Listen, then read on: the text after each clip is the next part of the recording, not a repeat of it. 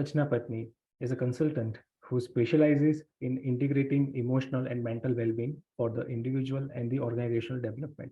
Dr. Rachna holds Master of Science in Social Psychology from London School of Economics and a doctorate in Management Studies from Brunel University, UK. With over 2 decades of experience in social psychology and as a leadership consultant, she is the founder of the Matrix of Enquiry. It is a consulting firm that works with organizations, individuals, and groups to enhance leadership, self-awareness, and effective decision-making through resilience, grit, and a capacity for a healthy relationship with anxiety. In developing her role at the Matrix of Enquiry, she has worked as a consultant with Aperian Global, Ikea China, Price Global Japan, MCGS India, and a host of educational establishments, including NIFT Delhi, Goa Institute of Management Goa, and AUD Delhi. Welcome, Dr. Rachna, to the Auxano Bytes podcast. Thank you, Dr. Archit. Lovely to be here speaking with you. Pleasure. Dr. Rachna, given your experience of providing mentorship and coaching to various entrepreneurs, tell us some of your observations on the traits seen in the founders. So there are, I guess, as many kinds of entrepreneurs as there are kinds of enterprises. At the same time, there are a certain, categories of shared behaviors, aptitudes, and of course, they are not, exhaustive in the sense there might be an entrepreneur who doesn't fit this very well. But from my experience, I have found entrepreneurs to often be very confident and to have the capacity to take risks and also be very resourceful in being able to deliver their vision to an operational alignment. So these would be the essentials of an entrepreneur. But of course, what makes a good entrepreneur is few other aspects as well. And for achieving a higher level of finesse and capacity as an entrepreneur, I would say that self-awareness, empathy, and resilience can really add to how well an entrepreneur manages to survive and thrive in quite a changing and uncertain economic environment. Okay, understood. So I think enterprises, the correlation with the enterprises and having grit and having the self-confidence are the key takeaways as a traits which have been observed in the founders. So help us understand the science behind emotions and their origination. So emotions is a very huge, topic which has been studied psychologically, social psychologically, sociologically, organizationally, spiritually, as well as in economic terms. So there are so many approaches to looking at emotion. And the way in which I look at it is quite an integrated manner, that emotion is the view you have of an individual and where they are at with regard to their motivation and their capacity to operate in the world and their response to the events in their life, as well as the state of mind that they hold. So in that sense, there's a static element of emotion and there's a movement element of it. So there's energy in emotion because it can propel you to action, but there's also the emotions that are purely there, when you are sitting down peacefully or you are relaxing. So there is energy, whichever way you look at it. So the origin of emotions is almost instinctive, impulsive. They are there right from the moment of one would say even conception, but definitely at birth itself there's the fear of being able to survive, the whole thing of the first cry that a baby gives out and the first gush of air into the lungs. That is an encounter with the life and death question. So emotions are always a part and parcel of a human being's journey and interactive space in life. Depending on our awareness and our intention, we can alter how we experience emotion and therefore how they originate in us. But otherwise, we can be feeling emotional anywhere in the body, and it's not just something that happens in the mind or in a mental space. So you can actually be holding emotions in different body parts, and sometimes working to know your emotions is about cultivating a healthier sense of a relationship with your body. So for example, a lot of anxiety can be held in the gut, and it can and of course stress causes different release of hormones and things like that, so they impact our metabolism and our hormonal health. So the origin of it is very fluid. It happens within us, but if you connect to higher sources of information, if you are a person who works on your resilience through improving your meditational capacity, then sometimes the origin of information, of emotional information, can also be outside you. So the way in which we understand human beings as very physical, embodied, but also with our capacity to engage with cosmic wisdoms, depending on how you understand a human being, in those many ways you can understand the origin of emotions. So I think emotions are, in a way, we could say that they are the living element in the entire living organism, right?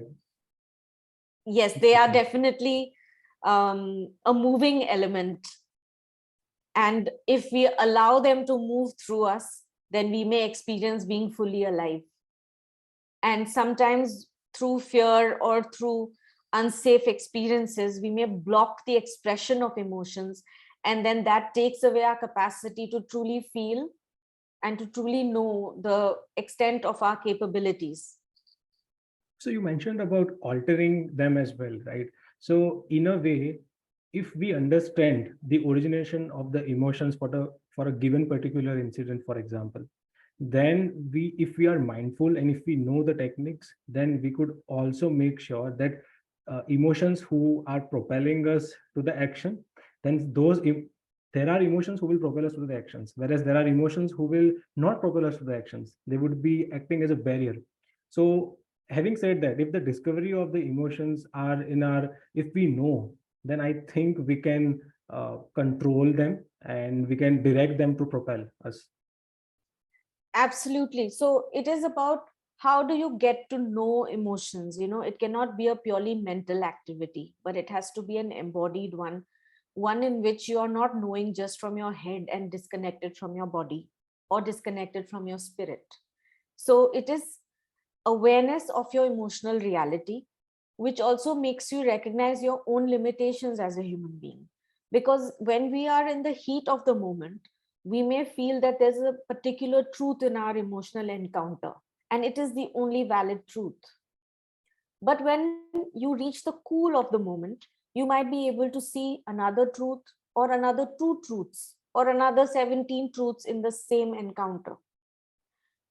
By developing our capacity to not only be in our ego when we experience emotion, or at least taking that moment to be able to disengage fully from the ego, we are able to recognize the ways in which we may have overreacted, alongside knowing where other people may have not done exactly what is right.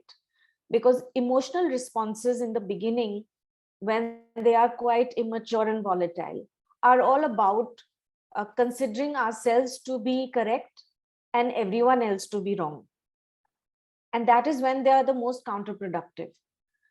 But when we develop a healthy capacity to know what are our negative emotions, and we develop a way of staying with it and seeing the other sides, then we also develop the restraint in expressing, a bulldoze of negative emotions in an impromptu, explosive way.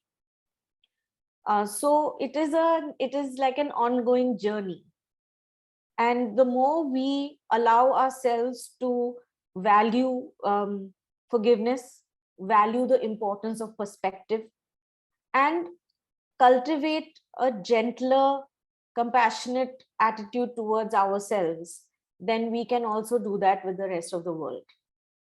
So taking the time back, stepping aside, and then looking from a bird eye view would help us to get the hold on the emotions and maybe for the better outcome.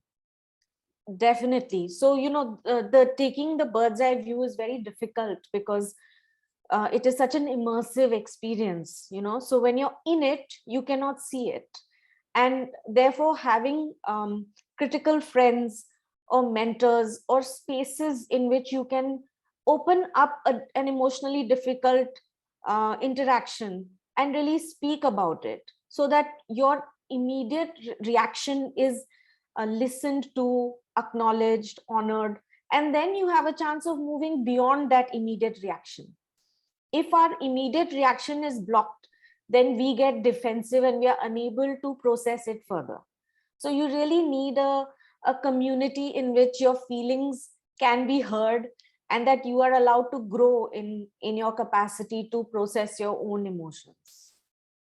Understood. Very rightly said. So how much is then resilience correlated with the emotional quotient? So resilience is definitely an integral part of emotional quotient, because when we think, if we just limit our conversation even to how do we become capable of holding our own emotional knowledge, let's say. So if we do not have the resilience required to see what are our own faults, then in that moment itself, we will not be able to be emotionally intelligent. So the emotional quotient will require us to be able to be self-reflective. And if we are not able to reflect on our own gaps or lapses, areas of our own development, then we are not resilient. So resilience is strength with flexibility. It is it requires agility. So resilience is not rigidity. So it is always something that takes us beyond our current state of being. And we only recognize we are resilient when we have reached that threshold of, oh my God, I can't carry on anymore. And then we suddenly develop more capacity. So it is a work in progress, and it can only develop when we are committed to resilience before being committed to anything else. So that itself is a lifelong commitment, and it means that when there are difficulties, we will commit to growing ourselves in those difficulties. And with that is an integral part of being emotionally intelligent, because the self-growth is always on these subtler, softer aspects. And they are the most confronting aspects as well. So resilience as an emotional quotient aspect is something that can completely catapult you into new areas of growing and being. And your creative impulses can be fully opened up when you are emotionally resilient, because you're no longer fearful of going to your dark side. Very nicely kept. So, I will pick your brain on this now, particularly. Since we have mentioned, and I mean, you have really explained the emotional quotient and the correlation with the resilience. So there is a lot of data and information on improving the emotional quotient, but very few know the actual practically applicable methods. So please help us understand what should be an ideal daily routine of an individuals to improve upon their emotional quotient. So, these things, a lot of the improvement happens in relationships, right?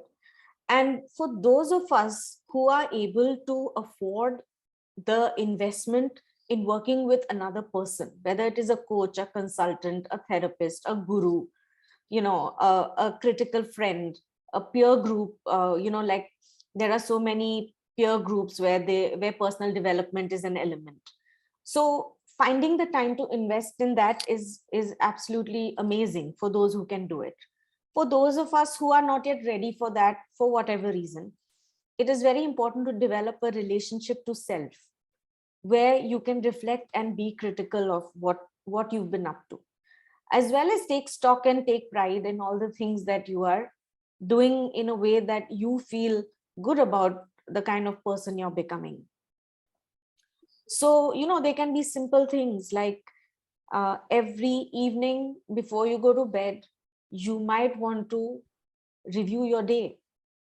And you can start with what's the last thing you did and go backwards, right? So you are not starting with, I woke up in the morning and I did this and I did this, but you're starting with, what did I do last and what was it before and what was it before? So what happens with that is you first reach the thing of, I was angry or I was rude, and it was because this happened, right? So you are able to create a distance between what happened and what you felt. And you're able to see that it may not have been the only thing you could have felt. Because when you tell the story from the top to the bottom, then it all flows exactly like the day flowed. But in doing it like this, you'll be able to reflect differently. So that would be one simple practice. If you do it with commitment, it has so many advantages. But otherwise, finding a coach who's not scared of asking you confrontational questions, while at the same time standing by your side as you do your repair work, I think that's always fabulous. Yet we don't need anyone else in order to start to become emotionally aware, but we do need a relationship to ourselves where we are committed to wanting to not be blind to ourselves, and here I learned something nearly 20 years ago, which is like a Johari window, which everyone talks about, right? What is visible to you, what is private, what is known to you, not known to you. Now, I have worked in settings where we use it in a slightly different way, which is that you are working on those areas where you do not know what you do not know. In emotional development or personal development, leadership development, that is what you're working on. You're working on developing those areas where you do not know what you do not know. So that awareness, that's why an element of another person's perspective, or this perspective where you're working backwards, so you become the other as you recount your own day, that can help. Excellent observation on seeing the things from a backward perspective, seeing the day from the backward perspective. But what if a person sees from the backward perspective and understands the origination of the emotions, right? And then the person will talk to, let's say, a mentor, and the mentor will have a different point of view. Then how do that person would differentiate and come at a common conclusion?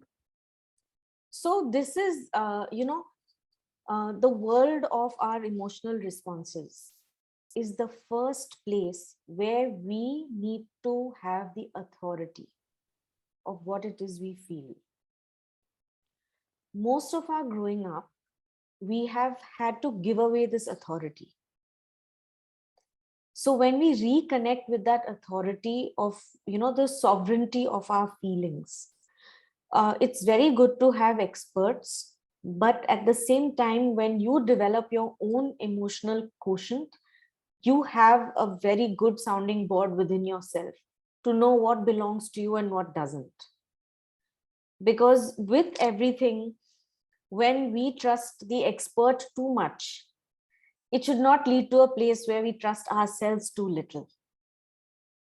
Because in this world of, emotion work, therapy, all kinds of expertise which is there, it should never make you feel that you are not good enough to take charge of your own life.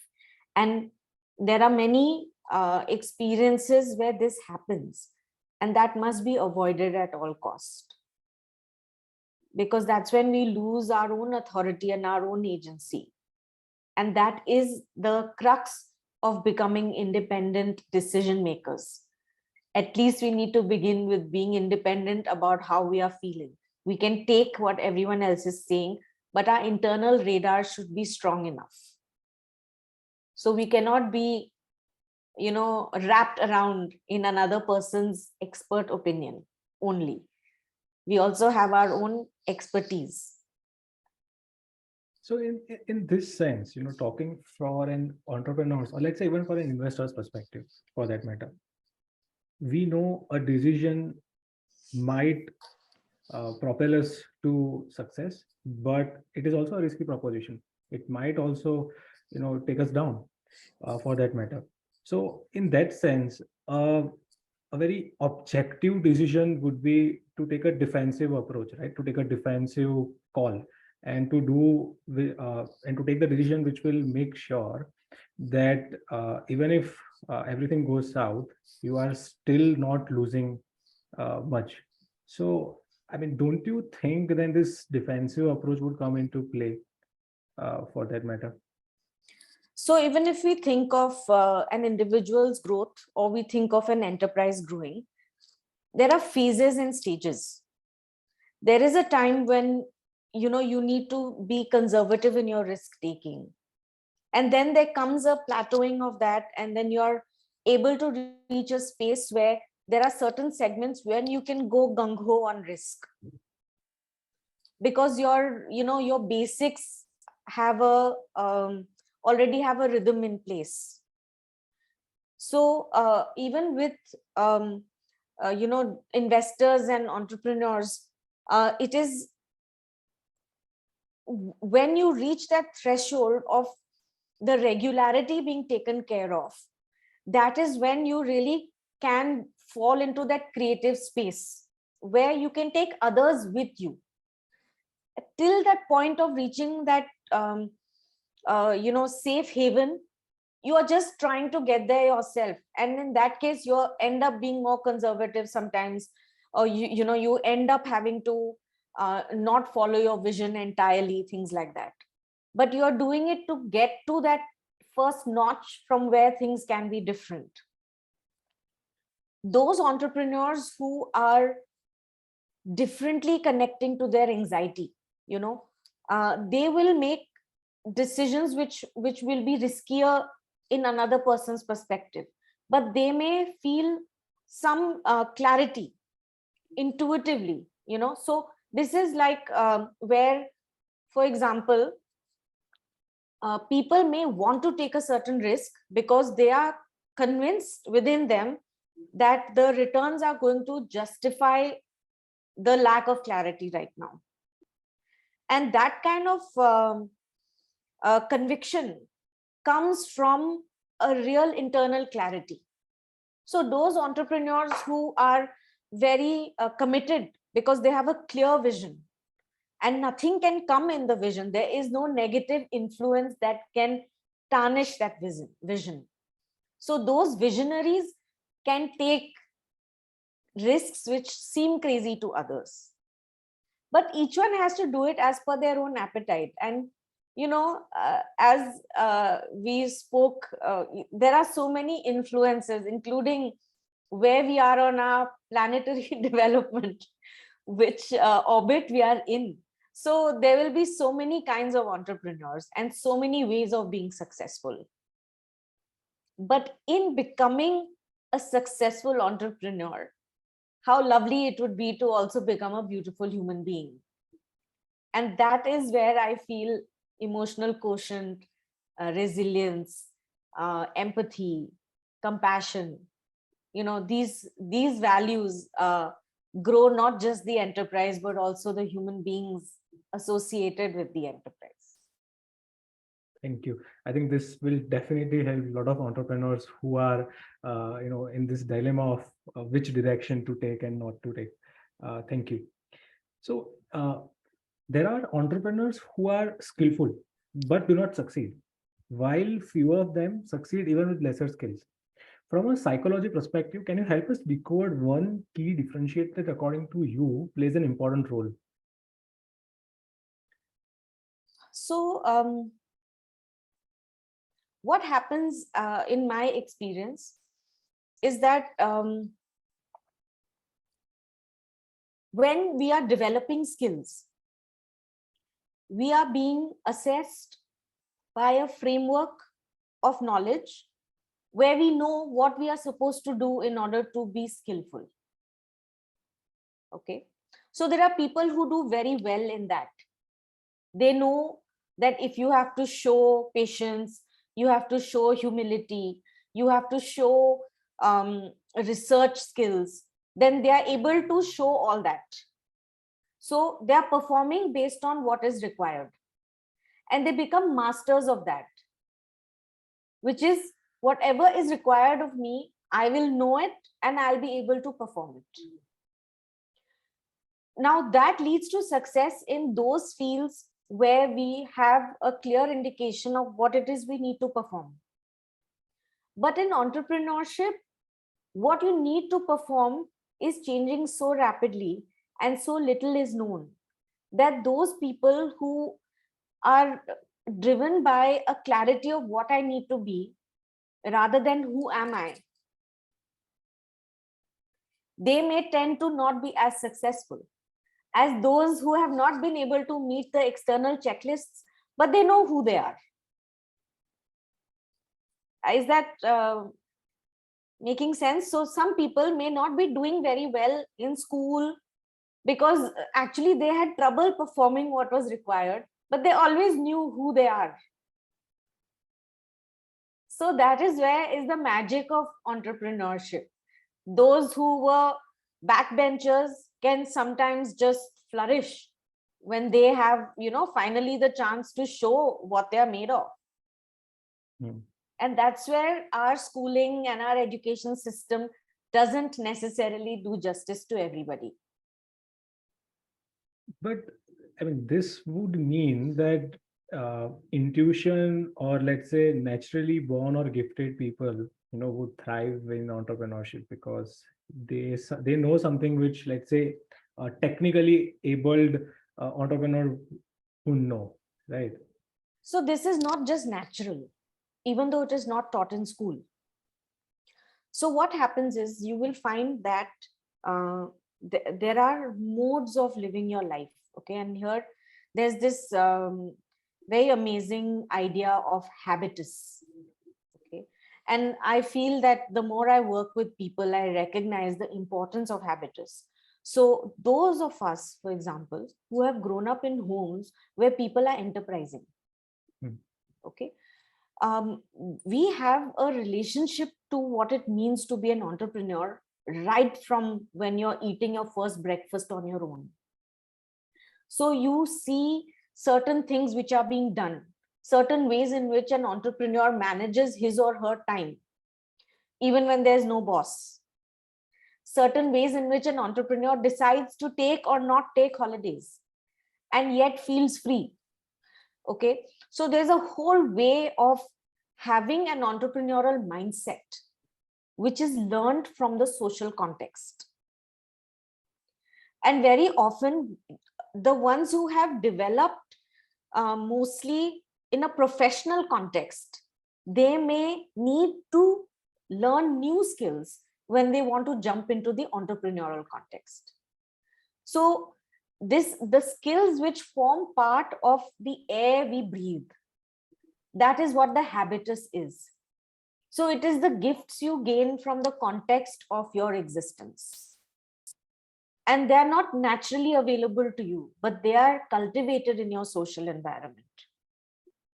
So if we have mentors who are only, delivering professional goals in a particularly kind of well-defined role, with clear targets and deliverables over a clear period of time, with clear incentives, then you develop a different relationship with outcomes. Whereas when you have observed and experienced mentors who take a shot in the dark and they come back with gold, then you recognize that what you begin with and where you end up has sometimes nothing to do with each other. And faith can sometimes be your most powerful propelling force. So all of these things, when we change streams, so it's as difficult for an entrepreneur to become a hardcore professional as it is for a professional to become a hardcore entrepreneur. And there are skills and attitudes that have to be learned in order to really enjoy the whole experience.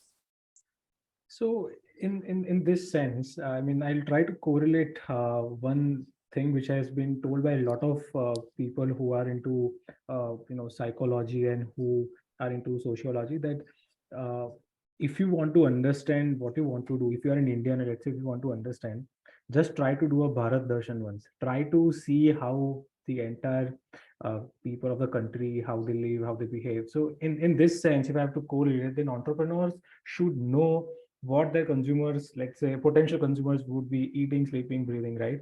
And for investors, in whatever industry they are going to invest, they should know what exactly is the core reality. I think that would differentiate from let's say a technologically, or a person having hard skills to the person not having hard skills, but still they are getting successful.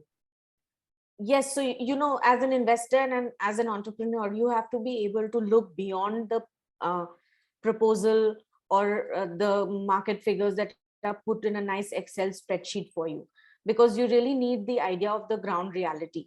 And that is the ground reality of the potential of the entrepreneur in which the investor wants to invest, because that becomes really critical. And so, knowing an entrepreneurial mindset, even those who are like from a professional background, but they are very enterprising, and they may have been entrepreneurs even in their organizations before they quit and decided they want to do something for themselves. So what are these, this agency, this resourcefulness, this visual, visionary capacity, the capacity to fall down and stand up again, to not take failures to heart, to wake up every new day with like new energy, new enthusiasm. These are the things that, make for a successful enterprise.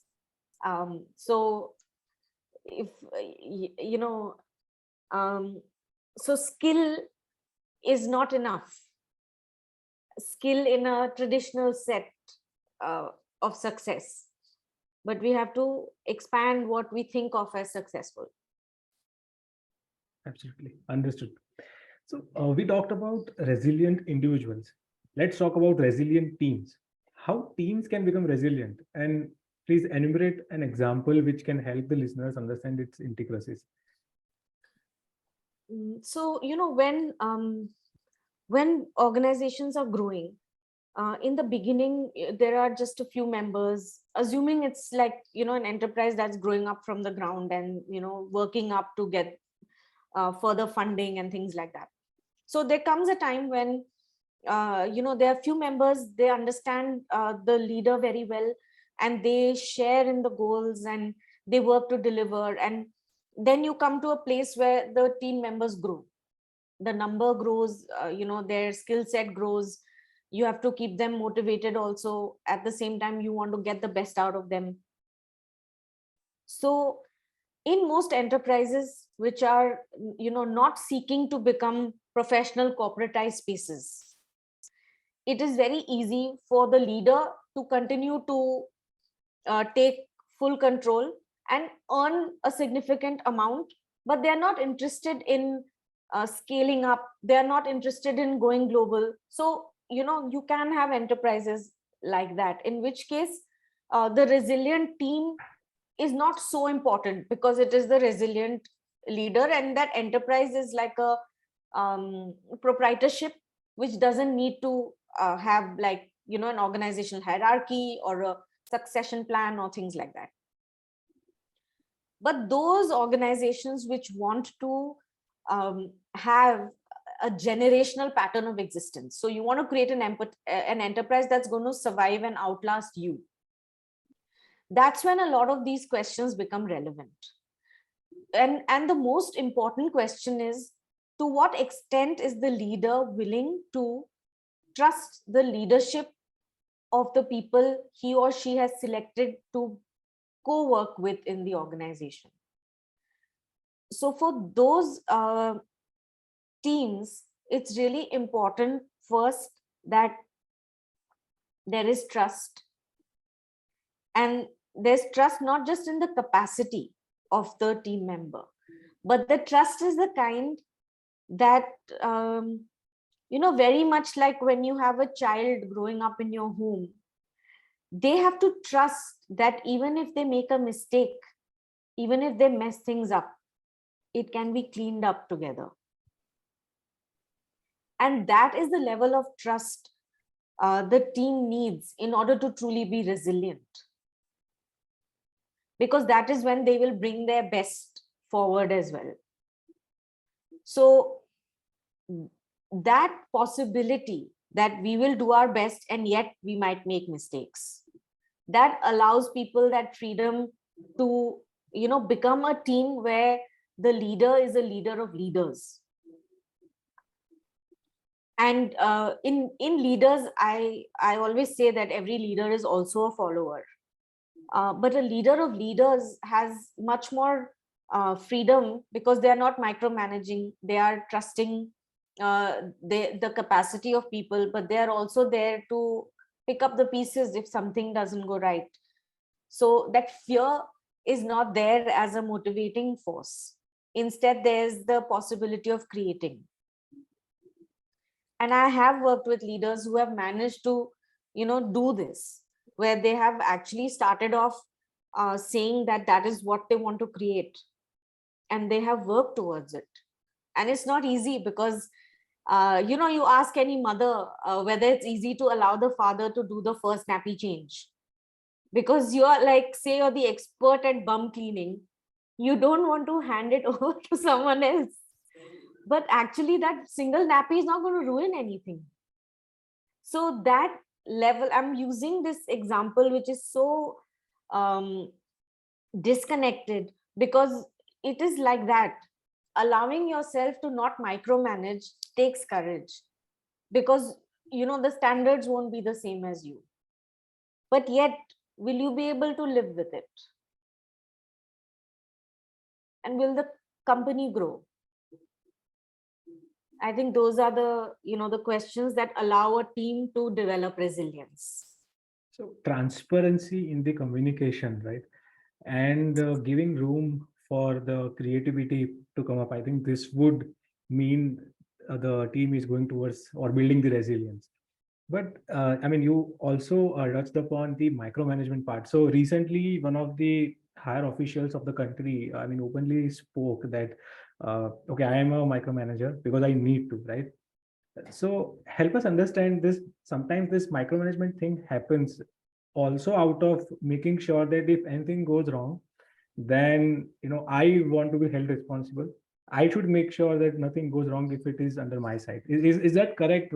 Because most of the times micromanagement is looked at from a very negative connotation, but is that so? So that's what I was saying, that when it's a sole proprietorship where you have employees working for you, micromanagement could be the only way sometimes, and it's fine. So nothing by itself is right or wrong, but it has to be context approved. Even if the sole proprietorship suddenly finds that it has to grow, it will have to give up micromanagement, because it works in a certain scale, in a certain format, but it stops working after a while. Because if the leader is supposed to focus on the next step, they cannot do that while they are ensuring that everyone is taking this step exactly in the way, because there's a limited number of hours and energy in the day. So how do we share a vision that allows everyone to take their step in tandem with you without you needing to police it?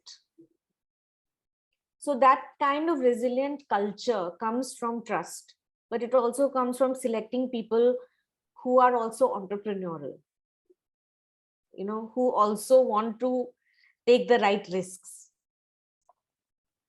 So it's an evolving space, and very often you will find entrepreneurs who find those the core number of people from whom they can then get courage to expand more and more. But the first few hires are really critical. Understood. So, last question of the session. Please tell us one unfiltered piece of advice you have received in your career, which has changed your perspective or has given you the direction which you never thought of. So this is a piece of advice I really value.